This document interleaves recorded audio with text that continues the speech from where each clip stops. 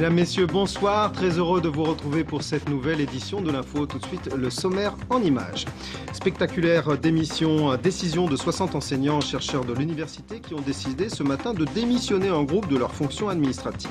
Le conseil municipal du Mans a adopté cet après-midi une augmentation de 3,5% des impôts locaux. À Mamers, l'entreprise L'Univers de l'Escalier se développe en période de crise. Son patron espère embaucher 12 personnes dans les 3 prochaines années. Et puis nous parlerons d'adoption avec vous, Françoise Abaléa. Vous êtes chargée de mission auprès du Conseil général sur cette question. Sachez que depuis 2004, 234 enfants ont été adoptés en Sarthe. L'Université du Maine est toujours aussi mobilisée contre les réformes de l'enseignement supérieur. Ce matin, 60 enseignants-chercheurs ont démissionné de leurs fonctions administratives, une manière pour eux de poursuivre leur action sans pénaliser les étudiants. Marine Wolf était sur place.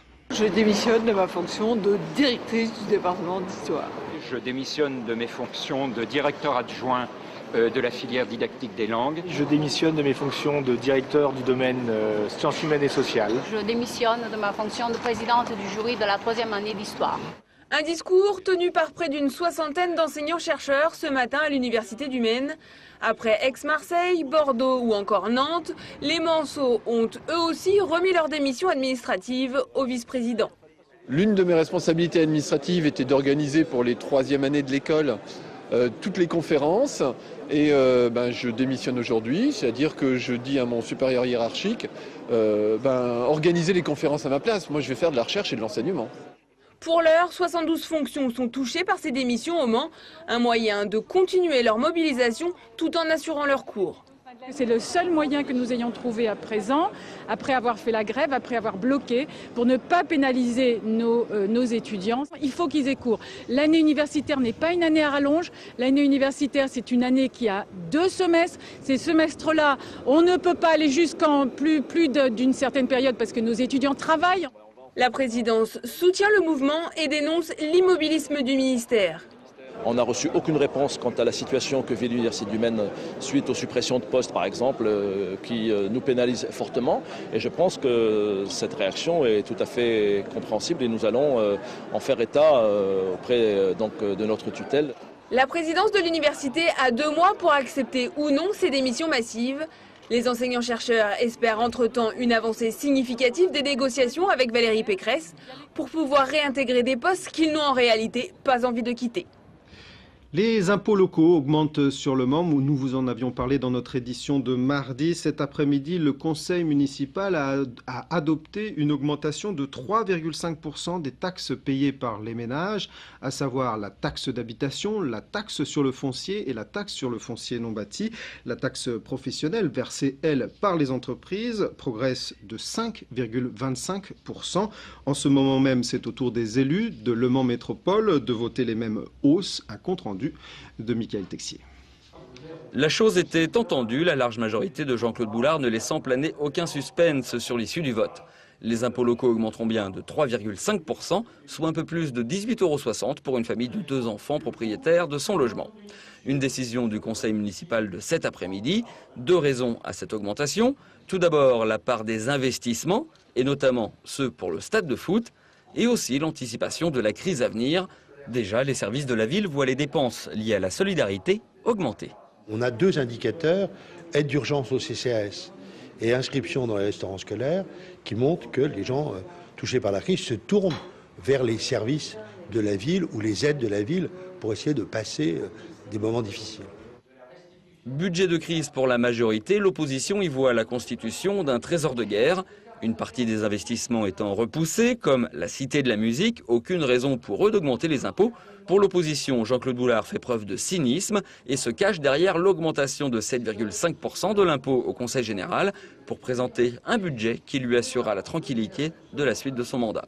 Quand vous êtes en début de mandat, que vous avez envie éventuellement dans quelques années de sortir d'autres réalisations, d'autres projets, il est de bonne guerre de se constituer un trésor de guerre. J'allais dire que là, on se fait une cagnotte pour les années qui viennent. Mais à mon avis, les circonstances économiques ne justifiaient pas la création cette année d'une telle cagnotte. La ville voit encore cette année ses recettes fiscales augmenter de l'ordre de 2,5%. L'avenir, quant à lui, est incertain. L'image qui est utilisée pour faire comprendre, c'est l'image 2007 pour la richesse fiscale. C'est pas l'image, c'est pas ce qui s'est passé en 2008 et 2009. Ça, on l'aura dans nos budgets dans 2 ans. Premier élément d'incertitude. Le deuxième, chacun a bien vu l'affaire de la réforme de la taxe professionnelle. La moitié de nos ressources. Je ne sais pas quelle sera la ressource de substitution. Cet avenir sombre veut-il dire une augmentation identique des impôts chaque année ou encore une pause dans les investissements comme pour l'espace culturel des Jacobins? Trop tôt pour se prononcer, affirme Jean-Claude Boulard. Et toujours sur ce sujet, le collectif des citoyens de gauche, opposé notamment au projet actuel de l'espace culturel des Jacobins, dénonce dans une lettre ouverte ce qu'il appelle, je cite, la mainmise des grands groupes financiers sur l'économie locale. Sont notamment visés par ce collectif le financement par la ville des 11 salles de cinéma de l'espace culturel qui seront exploitées par Pathé et le financement du nouveau stade de football concédé à Vinci. Il faudra encore attendre 5 semaines pour savoir si le projet de la 2e ligne de tramway du Mans sera financé ou non dans le cadre du Grenelle de l'environnement. Le jury du ministère des Transports s'est réuni ce mercredi. Jean-Louis Borloo a décidé d'entendre les porteurs de projets avant de prendre une décision attendue donc fin avril, début mai. Les chiffres du chômage sont mauvais en France, ils sont très mauvais en Sarthe. Le département compte maintenant 19 800 demandeurs d'emploi, c'est 1200 de plus qu'à la fin janvier, soit une hausse de 6,5% nettement supérieure à la moyenne nationale. En un an, le chômage a augmenté de 30% dans notre département. Et les mauvaises nouvelles s'accumulent puisque Mecachrome, un sous-traitant de l'aéronautique et de l'automobile, devrait supprimer 50 postes sur son usine de Sablé avant le mois d'octobre. Dans ce contexte de crise, les bonnes nouvelles sont plutôt rares. Amamers, l'entreprise L'Univers de l'Escalier, a décidé d'investir dans un nouvel espace d'exposition qui sera inauguré ce vendredi. C'est une étape de plus pour cette PME installée sur l'ancien site de Moulinex. Son patron espère embaucher 12 personnes dans les 3 prochaines années. Benoît Doisy. Conception et fabrication d'escaliers sur mesure, c'est la spécialité de cette entreprise créée en 1995. 14 ans plus tard, en pleine actualité économique plutôt morose, cette PME tire son épingle du jeu avec un chiffre d'affaires annuel de plus d'1 million d'euros. C'est dû à la qualité des produits, c'est dû à l'énergie et au savoir-faire des personnels de l'entreprise. C'est également aussi au fait que le véritable sur-mesure ou le spécial, comme vous pouvez le constater ici, c'est quelque chose qui se raréfie de plus en plus. Initialement implantée à Saint-Comment-Véret, l'entreprise déménage d'une vingtaine de kilomètres, la première étape d'une stratégie de développement. Donc aujourd'hui, nous avons le bâtiment qui est adapté, nous avons le matériel qui est adapté et on peut donc effectivement se développer. 74% des clients de la PME sont des particuliers, le reste des professionnels du bâtiment. Et c'est grâce à ces derniers que l'entreprise compte doubler son chiffre d'affaires d'ici 2013 en augmentant la part de clients professionnels à 50%. Dans ce même laps de temps, la direction pense embaucher 12 nouveaux salariés. Mais pour atteindre cet objectif, il faut plus de visibilité. Décision a donc été prise de créer une salle expo dans les murs même de l'entreprise. On a décidé de faire cette salle expo qui est sans précédent dans le domaine de l'escalier pour justement nous aider à, à se développer même dans une période qui est un petit peu complexe. Alors, décision folle ou véritable pari sur l'avenir? Réponse dans quelques mois. Autre piste pour la PME, l'écologie. Le bois utilisé pour la fabrication des escaliers provient à 100% de forêts gérées dans le cadre du développement durable. Françoise Abaléa, bonsoir. Avec vous, nous allons parler adoption. Samedi, le département organise une journée d'information sur le thème de la filiation adoptive. Alors, soyons très clairs, cette journée n'est pas ouverte au grand public. Elle s'adresse uniquement aux personnes ayant obtenu l'agrément en vue d'une adoption. On recensait 252 agréments à la fin de l'année dernière en Sarthe. L'agrément, c'est l'étape ultime avant l'adoption. Concrètement, combien de temps faut-il pour des familles pour adopter un enfant? On sait que le temps de la procédure est relativement long. Il y a d'abord l'agrément proprement dit, les démarches, le temps prévu est de 9 mois, mais bon, dans la Sarthe, il est un petit peu plus long.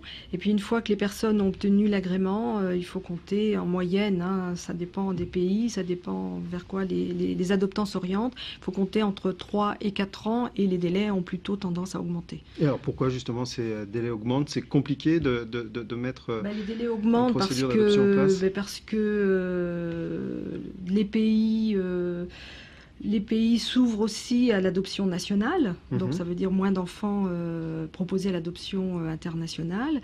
Et puis, dans le cadre de la Convention de la Haye, ça permet aussi de sécuriser, de sécuriser les procédures. Eh bien, certains pays n'ont pas forcément les moyens de mettre en place cette convention immédiatement. Donc, le temps que les lois soient votées, faut-il des conditions particulières pour adopter? Faut-il par exemple avoir un âge Il n'y a pas d'âge, il n'y a pas d'âge fixé par les textes. Il faut avoir 28 ans, voilà, ou être marié depuis 2 ans. Et la loi française ne prévoit pas d'âge limite. Après, ça dépend des pays. Alors, selon les pays, ils fixent des critères et ça leur appartient complètement. Bien sûr. 234 enfants ont été adoptés en Sarthe depuis 2004, des enfants de France, bien sûr, 34 pour être précis, mais aussi du monde entier, de l'Arménie au Vietnam, avec notamment plus de 80 enfants d'Éthiopie. Alors pourquoi cette place particulière de l'Éthiopie?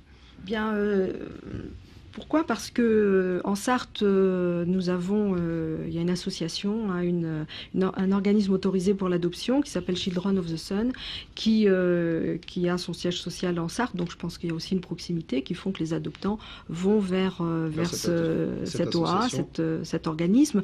Et l'Éthiopie et l'Afrique est maintenant le premier pays où sont adoptés des enfants. On sait qu'un rapport remis en mars dernier par Jean-Marie Colombani, l'ancien directeur du journal Le Monde, soulignait que l'adoption internationale en France était moins efficace qu'ailleurs, que dans d'autres pays. Or, cette année, le département, le Conseil général de la Sarthe, a décidé pour la première fois de prêter à 0%, et ce jusqu'à 4 500 € pour les familles souhaitant adopter un premier enfant à l'étranger. Est-ce qu'il y a un lien de cause à effet entre la remise de ce rapport et cette décision qui est en train d'être mise en place ici dans le département? Peut-être, mais bon, c'est vrai que permettre à des personnes à revenus modestes, puisque c'est soumis à conditions de ressources, d'avoir un prêt, ça permet d'alléger le budget de l'adoption, qui est quand même assez élevé, entre les frais de dossier, les frais de traduction, les frais de participation à l'orphelinat, les frais de séjour sur place, de voyage.